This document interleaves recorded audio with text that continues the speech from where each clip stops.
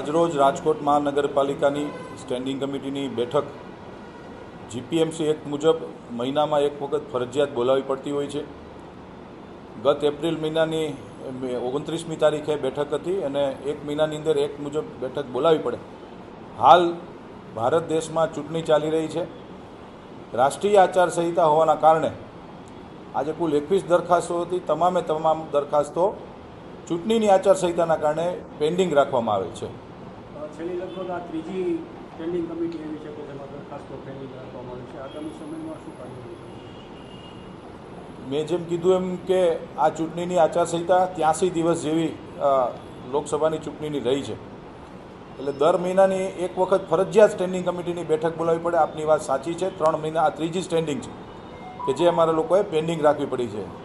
4મી તારીખે ચુનાવ લોકસભાનો જ્યારે પૂરો થાય પછીની જે સ્ટેન્ડિંગ કમિટીની જે બેઠક આવશે એની અંદર રાજકોટ મહાનગરપાલિકાના જે વિકાસના કામો આચારસંહિતાના કારણે જે અટકેલા પડ્યા છે એ ભારતીય જનતા પાર્ટીના અમે સૌ શાસક મિત્રો આવનારી સ્ટેન્ડિંગની અંદર જેટલું બને એટલું, એટલે કે જૂન મહિનાની અંદર કદાચ અઠવાડિયે પણ સ્ટેન્ડિંગ કમિટી બોલાવવી પડશે।